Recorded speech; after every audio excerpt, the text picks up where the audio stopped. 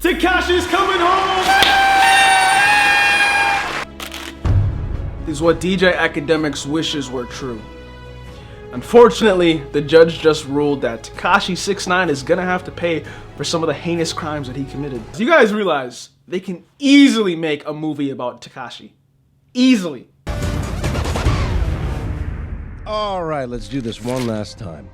Now this is a story about a kid who joined a gang to jumpstart his music career, who was calling the shots within the gang, who was then beefing with artists from coast to coast, state to state, and was encouraging the entire world to lay a finger on him with his Test My Gangsta World Tour. He was committing crimes with his newfound gang. All the meanwhile, all of his songs were charting the Billboard. He was the hottest artist to come out, getting paid $100,000 per show. In the midst of all this, his right-hand man, Shotty, secretly sleeps with his baby mother. His best friend is a man who gossips into the mic for a living and uses Tekashi's untimely demise for his channel. He then gets people constantly to tell him with the way he's headed will either be in a box or a cell. He goes on to the Breakfast Club to tell them that this will be their most viewed video of theirs. And it was. And it was even mine too. And then shortly after, he gets kidnapped and robbed by the same gang he was riding with, because just recently he publicly denounced them on social media. And most likely this is because at this point, this is when he started to work with the feds. And so he was trying to create some distance between him and the gang. He then goes out to the casino one night and gets rounded up and snatched by the feds. And so does everyone else who was involved with him, because it turns out his old associates were planning a hit on him, and they discovered this via wiretap. And the government obviously wants to protect their key witness, the star snitch in all of this. In the court though, it turns out not only was Tekashi a snitch, it seemed that he was a snitch amongst a group of snitches, because his driver was another snitch who was spying on Tekashi from the very beginning. This is why the driver had surveillance and audio running in the car at all times. And that's how we got the footage of Tekashi getting robbed, because the driver was spying on Tekashi from the very beginning, along with some other people near Tekashi. And then in the courtroom, Tekashi talks about how watching his father passing away at such a young age affected him. And then in a plot twist nobody saw coming, his father comes to the courtroom. How is this possible?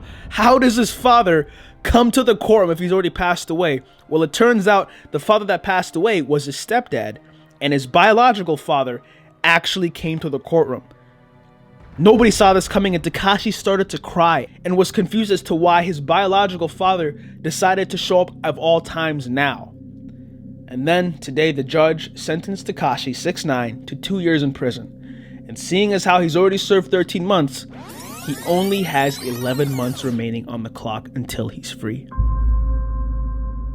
Which is a bit of a blessing in disguise for Charlemagne, because his most famous quote of his entire career that he said earlier this year is this. Worth it. If Tekashi 6ix9ine beats this case, I'll suck his dick. He don't even have to ask me. Shit. Oh my God. I've never seen somebody so willingly throw themselves at something nobody asked them to do. That quote is gonna go on your tombstone one day. That's something your grandkids gotta see you say. Tekashi 6ix9ine, I hereby grant you freedom, but you must visit Charlemagne's house first. So the judge told Tekashi in the courtroom today, he thanked him for all the memes.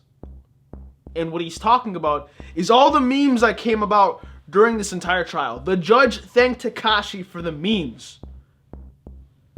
What alternate reality are we in? I really want to know.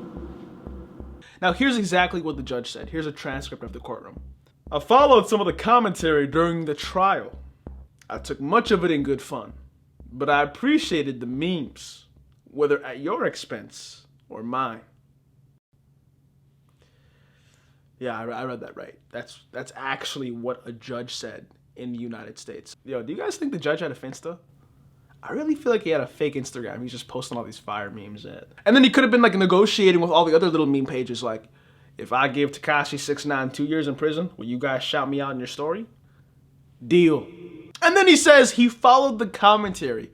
Who was the biggest commentary of this entire trial? DJ Akademiks. He was really watching Akademiks videos before he went to bed to be schooled on his own case that he was assigned to.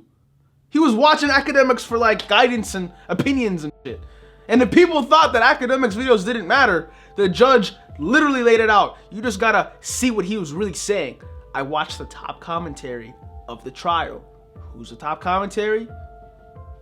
Come on, guys. Come on. I'm wondering if the judge said, right here, I followed some of the commentary during the trial. Judge watching my YouTube?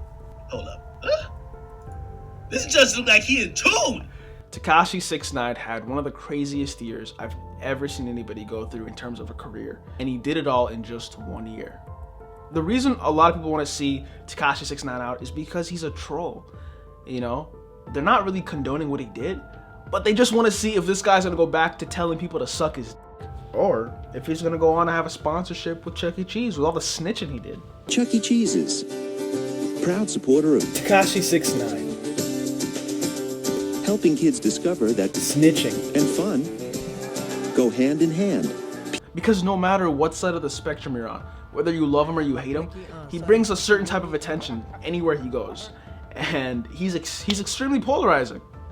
Everybody has their opinion on Tekashi. That's just a fact. Everybody.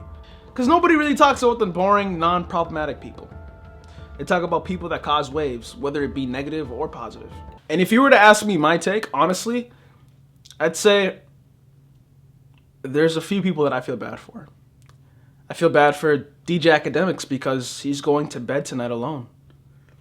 I feel bad for the New York City Circus because they just lost their top rainbow-haired clown. I feel bad for the people Tekashi snitched on. And I even feel a little bit bad for Tekashi himself for getting himself in the mess in the first place. Make sure you guys like, definitely subscribe to Akademiks. What do y'all think about this, man?